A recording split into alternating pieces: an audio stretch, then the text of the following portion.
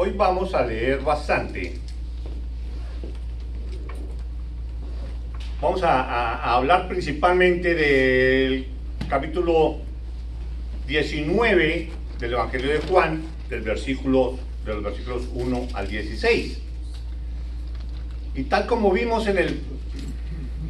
para dar el contexto de lo que vamos a hablar, tal como vimos en el capítulo 18, Juan nos está relatando todo lo concerniente al arresto y juicio de Cristo Jesús.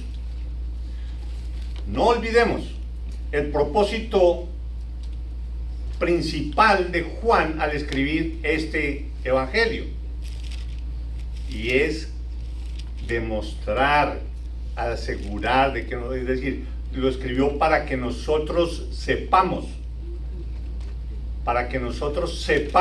y nos convenzamos de que Jesús es el Hijo de Dios, de que Él es el Salvador del mundo, de que es el Hijo de Dios, y que creyendo eso podamos nosotros tener vida eterna. El que no cree, tal como dice Juan 3:18, el que no cree ya está condenado. Pero el que cree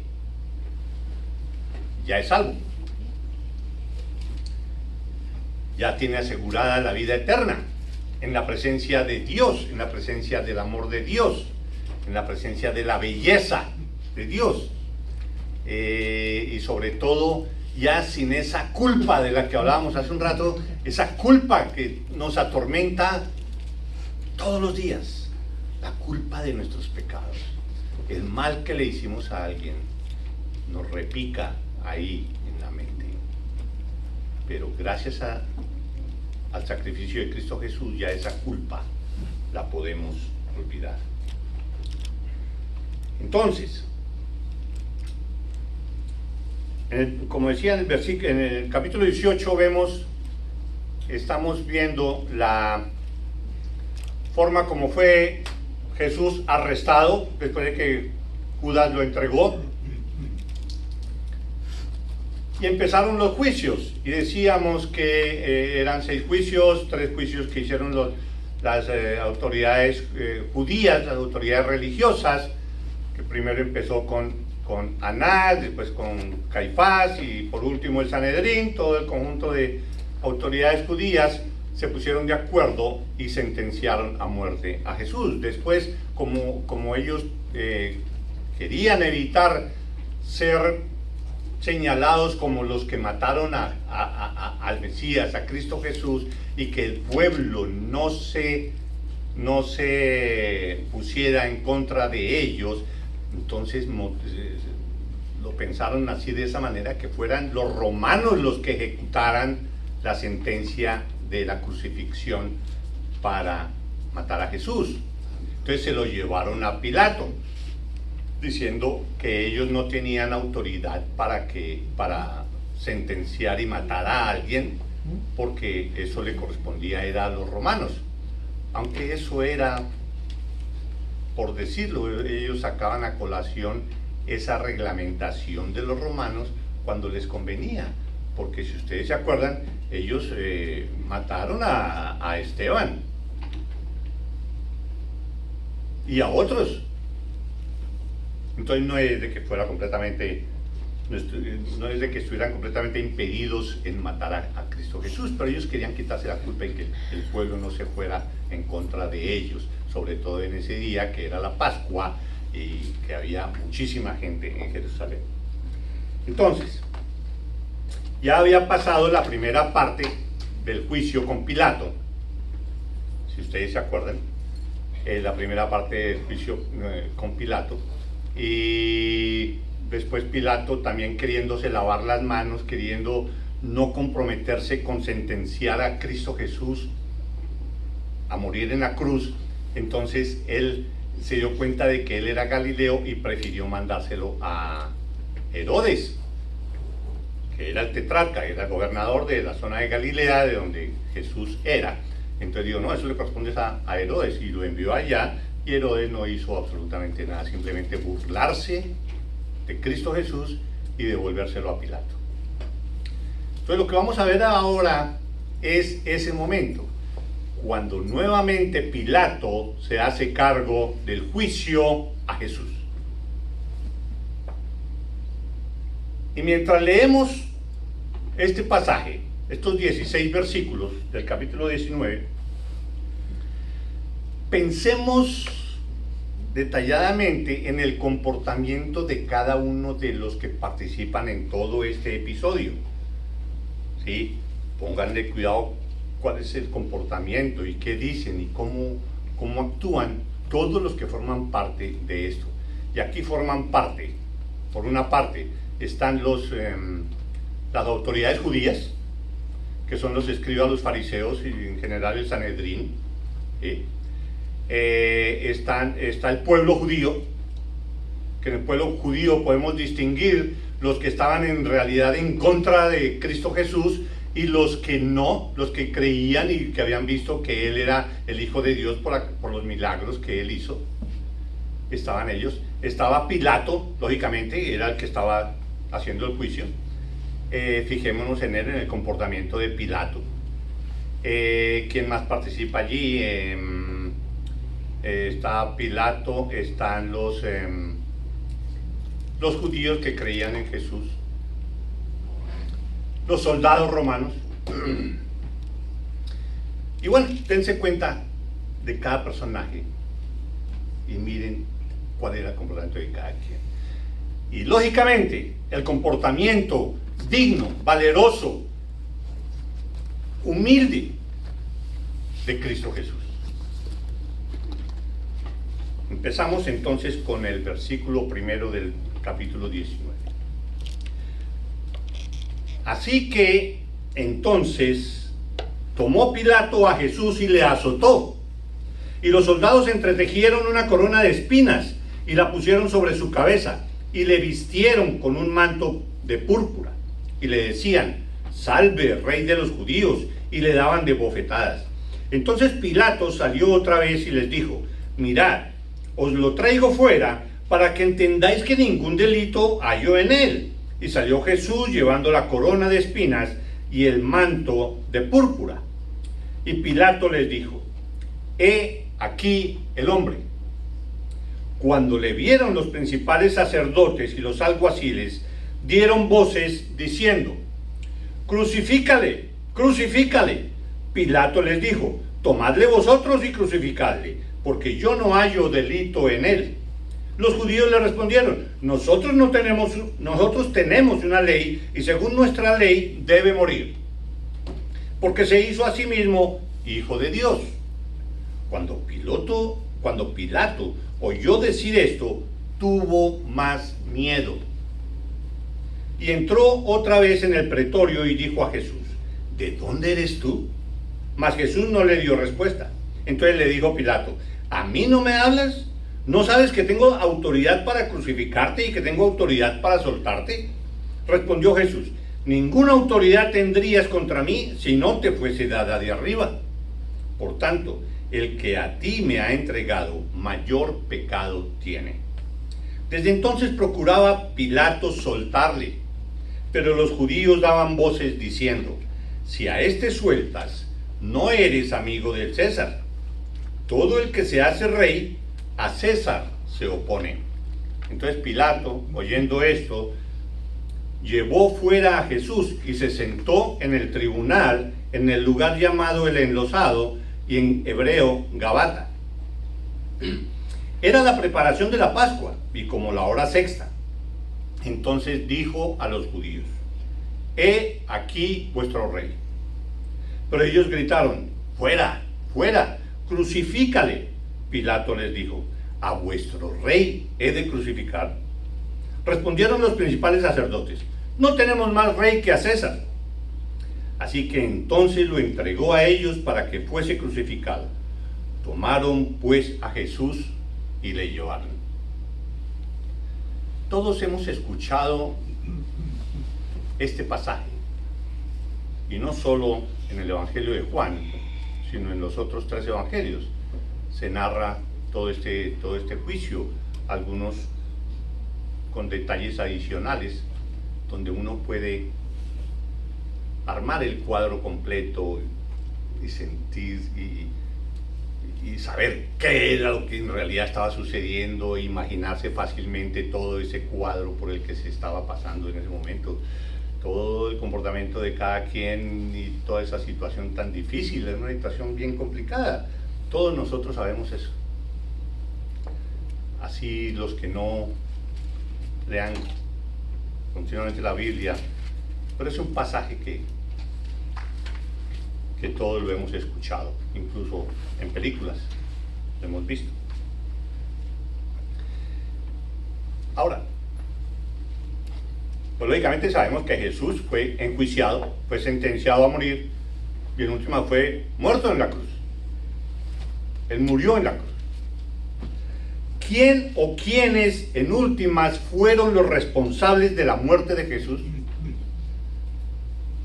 ¿Quién lo sentenció? Es decir, ¿quién fue el autor intelectual de su muerte?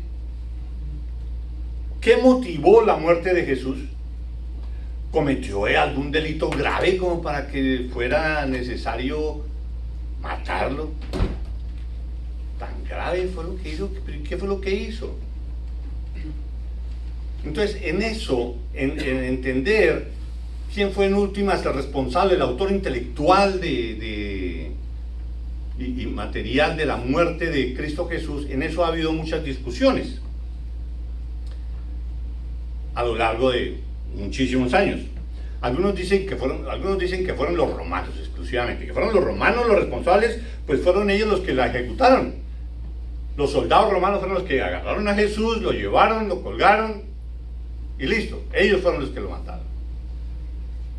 Pero al mismo tiempo de que fueron los romanos y que Pilato estuvo al frente de toda esa ejecución y del juicio y ordenó la ejecución, al mismo tiempo Pilato se lavó las manos declarándose inocente, pero él fue quien lo ordenó. Él dijo, él es inocente, ¿por qué lo van a matar? Pero lo mató, lo condenó a muerte. Otros dicen que fueron los responsables, que fueron las autoridades judías, los sumos sacerdotes, los escribas, el Sanedrín, los fariseos, todos ellos, que era el Sanedrín, que era la máxima autoridad judía, que fueron ellos los responsables porque fueron quienes le pidieron a Pilato que lo ejecutara, que los culpables son los judíos. Y a raíz de eso hay un odio contra todos los judíos desde ese momento en todo el mundo, y justificaciones de lo que hizo Hitler con el holocausto de los judíos, y muchos dicen es que ellos se lo merecían porque ellos mataron a Cristo Jesús. Incluso ellos mismos, los judíos, aceptaron la responsabilidad, aceptaron su culpabilidad y gritaron en Mateo 27-25, dice, tienes que crucificarlo, su sangre sea sobre nosotros y sobre nuestros hijos, nos hacemos responsables, que la culpa que haya sobre nosotros, decían los mismos judíos. Le gritaron a Pilato, ejecútalo, lo queremos crucificado. Entonces, con mayor razón se puede decir que los judíos eran los responsables. Pues la verdad es que los romanos tienen tanta responsabilidad como los judíos de la muerte de Cristo Jesús. Los romanos la ejecutaron y los judíos fueron los que presionaron a los romanos para que lo ejecutaran. Pero todos nosotros, los que estamos acá, debemos tener muy claro que la responsabilidad real no recae solamente en ellos, en los judíos o en los romanos. Cristo murió por la propia determinación divina de castigar a su Hijo por los pecados de quienes estaban predestinados para ser salvos. Sabemos que la paga del pecado es muerte, y alguien perfecto debería morir para poder justificar a muchos. Jesucristo Cristo murió por los elegidos de Dios. El responsable de la muerte de Cristo Jesús es el mismo Dios, que Él exigió ese sacrificio de alguien perfecto para poder justificar a muchos. Dios mismo es el mayor responsable. En Juan 17:9, para mostrar de que solo Jesús murió por sus escogidos, por aquellos que creen en Él, por aquellos que profesan creer en Él y le entregan el control de sus vidas completamente a Él. Juan 17:9 dice: yo ruego por ellos, no ruego por el mundo, por todo el mundo, sino por los que me diste, porque tuyos son, y todo lo mío es tuyo, y lo tuyo mío, y he sido glorificado en ellos. He sido glorificado en ellos, yo morí por ellos, o yo muero por ellos. De esa manera yo me glorifico, y te glorifico a ti, decía Jesús. Dios determinó la muerte de Jesús. Así lo declaró Pedro en su primer sermón. ¿Recuerdan en Hechos 2:22? Que Pedro decía: varones israelitas, oíd estas palabras. Jesús Nazareno, varón aprobado por Dios entre vosotros, con las maravillas, prodigios y señales que Dios hizo entre vosotros por medio de él, como vosotros mismos sabéis, a este, entregado por el determinado consejo y anticipado conocimiento de Dios. A este, repito, entregado por el determinado consejo y anticipado conocimiento de Dios. Dios había determinado eso y Él sabía exactamente lo que iba a pasar y así lo determinó, así lo programó. A Él prendisteis, ustedes, los judíos, prendisteis y matasteis por manos de inicuos, crucificándole. A Él, a quien Dios determinó que muriera y que Dios programó eso, ustedes lo mataron. Está la soberanía de Dios, quien está en control de todo, pero está la responsabilidad del hombre por su maldad. Algo que no se puede entender completamente. Está la soberanía, pero está la responsabilidad de Dios. Jesucristo no fue una víctima de nadie. Ni los romanos ni los judíos tenían el poder para quitarle la vida. Si fuera por poder, sabemos que Jesús hubiera traído miles de ángeles y lo hubieran rescatado, pero no fue así. Como dice el mismo Jesús en Juan 10:18, nadie me quita la vida, sino que yo de mí mismo la pongo. Tengo poder para ponerla y tengo poder para volverla a tomar. Este mandamiento recibí de mi Padre. Nadie me quita la vida. No fueron los romanos, no fueron los judíos. Yo entregué mi vida por ti, para que tú pudieras ser salvo. Y también se lo dijo a Pilato en Juan 19:11. Ninguna autoridad tendrías contra mí, tú no podrías hacer nada contra mí si no te fuese dada de arriba. Si Dios no te hubiese dado esa autoridad, tú no podrías hacer algo conmigo. Los judíos intentaron matarle varias veces, eso lo vemos en los evangelios. Varias veces intentaron matarle, ¿sí? Pero Jesús se les escabullía y se iban. Pero era en el tiempo preciso en el que Dios tenía eso programado, cuando eso debía ocurrir. Dios orquestó todo exactamente. Cristo murió por la voluntad de Dios, por la voluntad de su Padre. Cristo lo que hizo fue obedecer al Padre, así como tú y yo debemos hacer siempre. Ante cualquier situación, ¿qué debemos hacer? Obedecer a Dios, obedecer al Padre. Dios fue el responsable. Isaías 53:10, escrito 700 años antes, ustedes saben, dice Isaías: con todo esto, Jehová quiso quebrantarlo, sujetándole a padecimiento. Jehová quiso quebrantarlo. Fue dicho desde ese momento. y lo quebrantó. Debemos tener claro que el control soberano de Dios de los eventos, el control de Dios en todas las cosas que suceden, no disminuye la responsabilidad de los individuos por sus acciones. Así Dios, aunque Dios tenga el control de todo y su soberanía es sobre todo lo que existe, tú eres responsable por tu maldad, tú eres responsable por tu pecado. Nadie puede decir es que Dios, que es soberano, me permitió pecar. No, tú pecas por ti y tú tienes la culpa y tú tienes que pagar la pena por el pecado.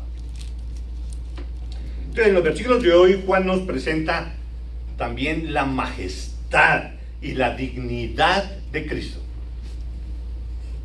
A pesar de que lo golpeaban, lo ultrajaban, lo torturaban e injustamente lo crucificaban, nunca se quejó. Nunca se quejó. Veamos algunos aspectos, solo unos poquitos de detalles de todo esto que leímos al comienzo de todo el pasaje. Veamos los versículos del 1 al 3 nomás, a ver. Dice así: así que entonces tomó Pilato a Jesús y le azotó. Y los soldados entretejieron una corona de espinas y la pusieron sobre su cabeza. Y le vistieron con un manto de púrpura y le decían: salve, rey de los judíos, y le daban de bofetadas.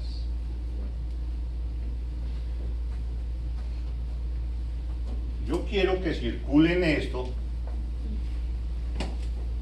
solo la tengan ahí y ojalá se chusen, para que entiendan de qué estamos hablando aquí en estos versículos. Empieza, no, va a irla pasando, circúlela ya. Ellos mismos se la pasan de uno al otro. Entonces, dice, Pilato azotó a Jesús. ¿Por qué lo azotó? Venía diciendo que él no tenía ninguna culpa, que él era inocente, que ya lo había interrogado y que no veía ninguna falta en él, pero lo azotó. Lo azotó incluso para tratar de salvarlo, de acuerdo al comentario de muchos, ¿sí? Lo azotó para que después de azotarlo, los judíos miraran que él ya lo había castigado, que era suficiente, que no había necesidad de crucificarlo, y lo azotó. Otros dicen que fue por torturarlo para sacarle alguna verdad, a ver si lo podía exprimir para saber cuál era el mal que había hecho, que justificara su crucifixión, pero no encontró nada de eso, pero simplemente dice, le azotó.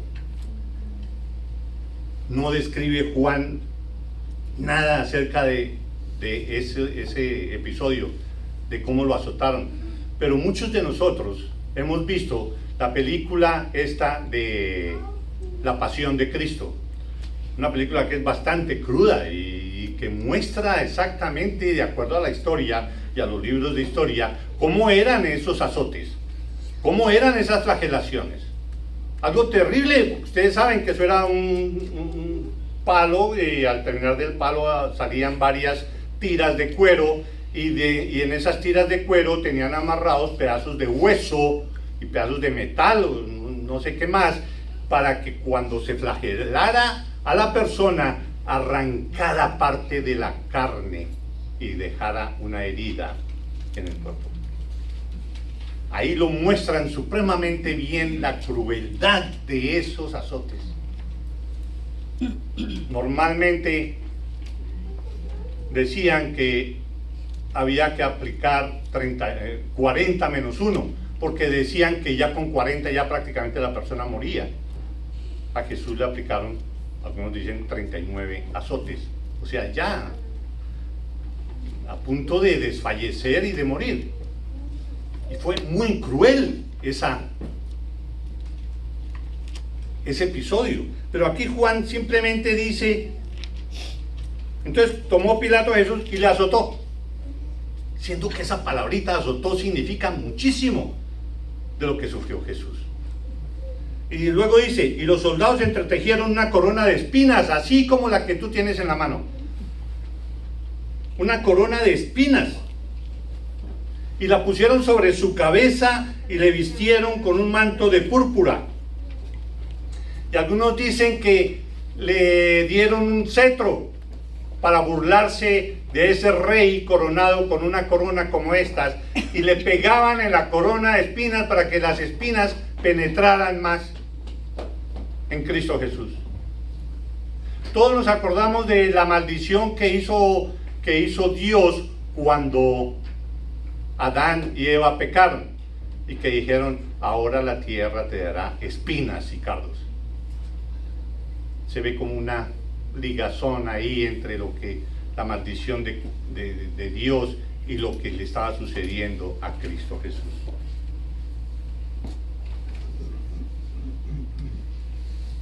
La burla, la humillación que sufrió Cristo Jesús ahí en esos versículos es algo que nadie puede describir completamente, de lo que sufrió Jesús en esa flagelación y esa corona de espinas, y le pusieron después un manto púrpura, porque púrpura es que visten a los reyes, y empezaron a burlarse de él: rey de los judíos, mírenlo, tenga su cetro. Pero antes de eso le pegaban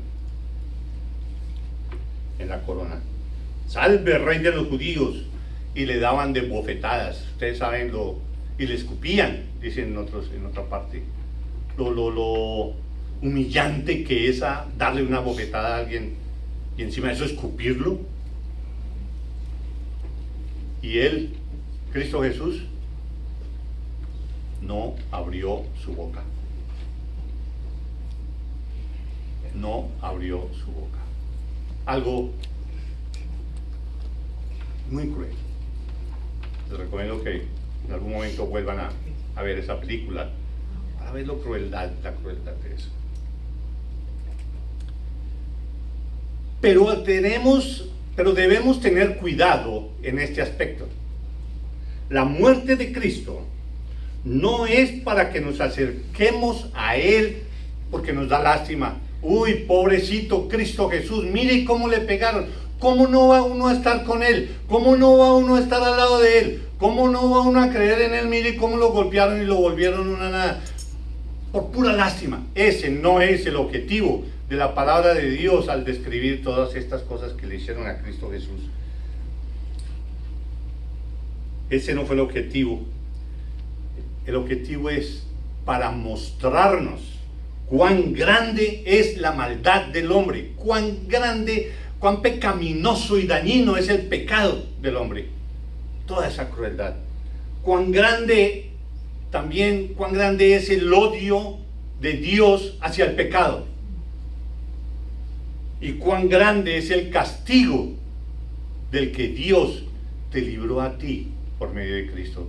Porque tu culpa, que tú has debido pasar por esos latigazos, tú has debido pasar por toda esa coronación, pero no, Cristo lo sufrió para que tú pudieras ser salvo y no sufrir eso.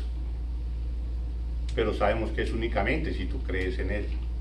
Si no crees en Él, ya estás condenado, dice Juan 3:18. Y si estás condenado, esto que sufrió Jesús es un pálido reflejo de lo que vas a sufrir en el infierno. Depende de ti. ¿Vienes a Cristo Jesús o no vienes a Él? Pero lo más importante, y por lo que Jesús más sufrió,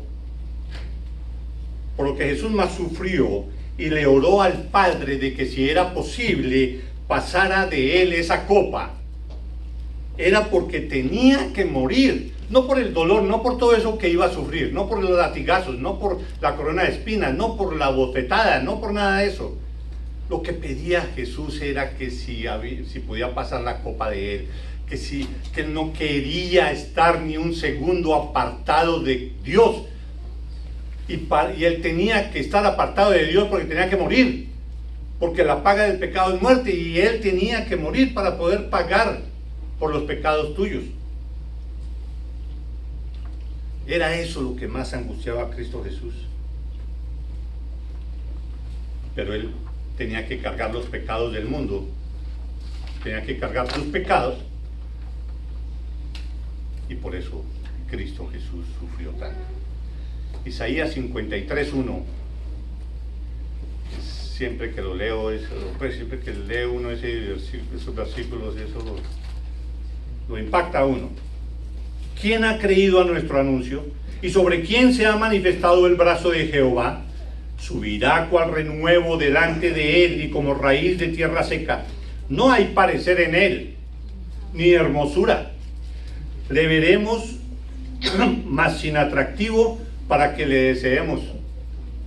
Despreciado y desechado entre los hombres, varón de dolores, experimentado en quebranto, y como que escondimos de él el rostro, fue menospreciado y no lo estimamos.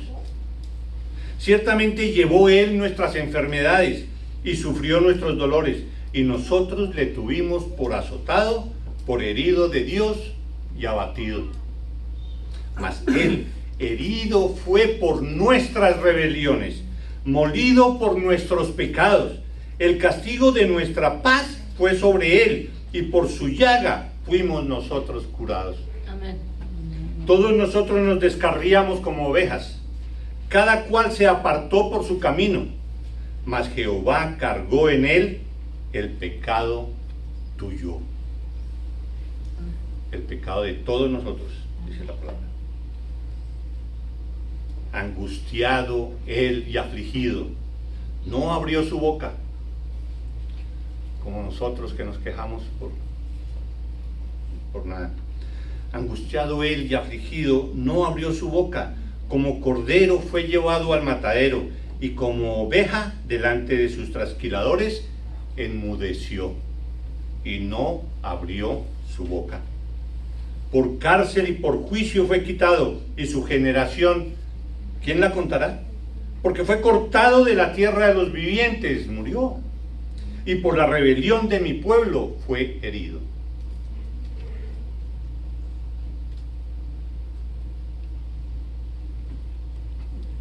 Cristo Jesús, muriendo por ti. Los versículos que continúan en el pasaje de hoy, lo que leímos, nos relatan pues todo lo que sucedió de los intentos fallidos de Pilato de dejarlo libre, diciéndole que no veo ninguna razón para matarlo, es mejor no matarlo, yo no me voy a hacer cargo de eso, yo más bien me lavo las manos. Y él no quería matar a Jesús. No ha encontrado ninguna justificación. Ese era Pilato, pero lo condenó y ordenó que lo mataran. Entonces, lo que vamos a hacer ahorita es identificar las diferentes personas, tal como se lo dije al comienzo, o grupos de personas que participaron en todo este relato, e identificarlos en el tiempo presente. ¿Cómo podemos nosotros sacar de allí, de lo que vemos en toda esta escena, que la tenemos grabada aquí, los datos y por qué está eso ahí y por qué el mundo está hoy como está? Cada grupo contestó a su manera la pregunta que hizo Pilato en Mateo 27:22. En Mateo 27:22, cuando los judíos le exigieron a Pilato que soltara a Barrabás, Pilato dijo: ¿qué pues haré con Jesús? ¿Qué pues haré con Jesús? Ok, vamos a soltar a Barrabás, los que ustedes dicen, pero ¿qué haré con Jesús? Esa pregunta, ¿qué pues haré con Jesús?, es la pregunta más importante que nadie se puede formular. Es la pregunta que tú nunca podrás eludir. Tú tienes que contestar esa pregunta. De alguna manera, debes terminar contestando. ¿Qué pues haré con Jesús? Tú mismo tienes que preguntarte, ¿qué pues haré con Jesús? Todos debemos hacernos esa pregunta. Y pues respuestas hay muchas. No, para mí, que lo crucifiquen. ¿Qué pues haré con Jesús? Lo recibiré en mi corazón. Voy a tenerlo como el Hijo de Dios, y por creer que Él es el Hijo de Dios y con mi verdadero arrepentimiento y mi fe en Él, voy a pedirle a Dios que me dé la salvación. O voy a ignorarlo. Eso es para personas religiosas, para personas rezanderas, eso no es para mí. no, yo soy indiferente a todas esas cosas de religión, yo no me meto con eso. Eso ya es una decisión, y la decisión que estás tomando es la decisión del pecador que va a estar condenado al infierno, en el cual, vuelvo y repito, los sufrimientos de Jesús son pálido reflejo con los que vas a sufrir allá en el infierno. ¿Qué vas a contestar? Tienes que contestar alguna cosa. No contestar también es una respuesta, ¿sí? Pero miremos rápido los grupos. Autoridades judías. Las autoridades judías. Jesús debe morir porque atenta contra nuestro poder y nuestros intereses económicos. Él tiene que morir. Todo ese andamiaje que tenemos para gobernar al pueblo judío, este Señor nos lo está estorbando y no queremos eso. Tiene que morir. Ha demostrado que es el Hijo de Dios, porque ellos se dieron cuenta. Ellos supieron que Él es el Hijo de Dios por medio de los milagros y las señales que hizo. Hemos visto que nadie ha hablado con tanta autoridad como Él. Eso lo hicieron los judíos, y eso lo dijeron. No hemos visto a nadie hablar con tanta autoridad, dijeron los alguaciles que habían mandado a prender a Jesús. Pero aunque hemos visto que Él es el Cristo, hablando los judíos, y que lo que habla es verdad, no podemos aceptarlo y tenemos que eliminarlo y seguir con nuestra idolatría y distorsión de la palabra de Dios. Inventemos nosotros intercesores para llegar a Dios y establezcamos una verdad diferente a la verdad de Cristo. Traído hoy en día, ¿qué es la falsa religión? La falsa religión. Las autoridades eclesiásticas, jerárquicas, que distorsionan la palabra de Dios, que predican un evangelio diferente al de la palabra de Dios y que tienen enceguecido a una cantidad de gente. Ellos no permiten que sea Jesús el Hijo de Dios, el único camino a Dios. Entonces ahí tenemos que inventar nosotros intercesores. Este es intercesor, este es intercesora, distorsionando lo que es la palabra de Dios. ¿Para qué? Para que su poder persista y no vaya a ellos a perder su posición y su riqueza. ¿Qué otro? El pueblo judío es el otro de los que participaron. El pueblo judío que rechazó a Jesús. El pueblo judío, completamente alienado por la falsa religión de estas autoridades judías. O sea, todos los que forman parte de todas esas iglesias de falsa doctrina. El pueblo judío, alienado por la falsa religión, obedecía a sus autoridades religiosas, porque al fin y al cabo han sido los que nos han dirigido por muchos años y quienes han establecido los ritos, las ceremonias y las leyes que debemos seguir para llegar a Dios. Es lo que ellos digan, que le creen más al hombre que a la palabra de Dios. No importa que no formen parte de la palabra de Dios, no importa que la Biblia diga cosas diferentes. Nosotros aceptamos lo que digan los grandes jerarcas de la iglesia. Además, ha sido la costumbre de nuestras familias por varias generaciones. ¿Cómo vamos a cambiar eso? Es lo que siempre hemos tenido en nuestras familias. ¿Cómo vamos a cambiarlas ahora? Apoyemos desconocer la supremacía de Cristo y gritemos, crucifícale. Es lo que hacen los súbditos de estas falsas religiones. Otro participante, el mismo Pilato, representante del gobierno político. Como el gobierno, la relación entre la iglesia y el gobierno.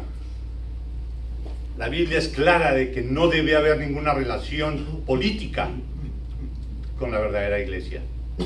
Pero aquí tenían una relación íntima, al punto de que los religiosos influían en el gobierno, en Pilato, y lo hacían hacer lo que no debería. Confabulado con las autoridades religiosas, estamos hablando de Pilato, confabulado con las autoridades religiosas para controlar al pueblo.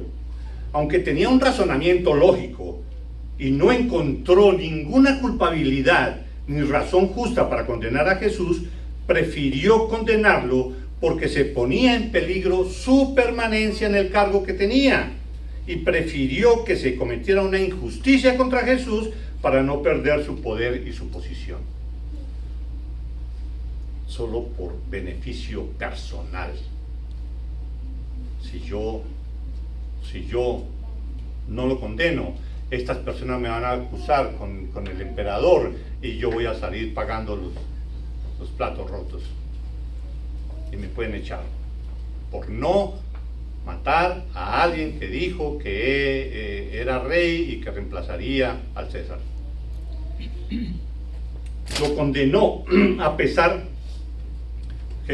Pilato, a pesar de que hizo todo eso, le condenó a Jesús a pesar incluso de las advertencias de su esposa, quien le había dicho: mira, he tenido un sueño y Dios me dijo que no tuvieras que mirar a ver qué hacías, pero que no te metas en la muerte de ese justo.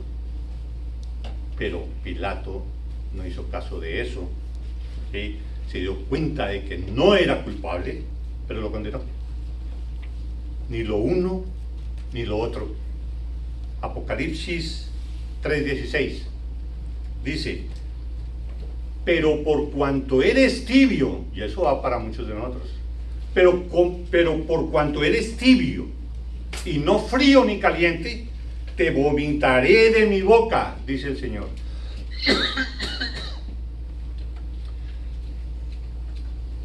Tú tienes que tomar una decisión. ¿Qué haré con Cristo Jesús? No de que no, yo no, otra cosa. Está igual que este versículo. No eres ni frío ni caliente, eres tibio. ¿Y qué dice Dios? Lo vomitaré de mi boca. No te arriesgues a eso. No te arriesgues a eso. Así como algunos dicen hoy en día: sé que debo seguir a Jesús, pero no quiero comprometerme. No me incomodan los cristianos, pero prefiero seguir como soy. O sea, camino al infierno. Porque Dios nos dice que si no creemos en Cristo Jesús y le entregamos el control de nuestra vida, estamos cometiendo el pecado imperdonable. Y estamos asegurando nuestra condenación eterna. Otros de los que participaron, los soldados romanos, personas que sacan a relucir su maldad y su pecado, cómo se gozaban con el sufrimiento de Cristo Jesús, cómo lo azotaban, cómo disfrutaban y se degustaban con el dolor ajeno. Se gozan con el sufrimiento del justo, desconociendo que se obedecen las autoridades hasta que ordenen algo que vaya en contra de la ley de Dios. Tan pronto las autoridades, nosotros todos debemos obedecer a las autoridades, pero tan pronto se nos ordene hacer algo que Dios nos dice que no hagamos, no debemos hacer caso a las autoridades. Amén. Por último, los otros personajes que están allí, los judíos que eran creyentes, por decir algo, los cristianos de la época de allá, ¿qué hicieron? Aquellos que recibieron a Jesús cuando entró triunfal a Jerusalén, aquellos que creyeron que Jesús era el Cristo y el Mesías, pero que nunca comprendieron claramente el papel de ese Mesías, porque ellos pensaban que venía el Mesías a liberarlos del poder de los romanos. No comprendieron completamente el papel de Cristo Jesús.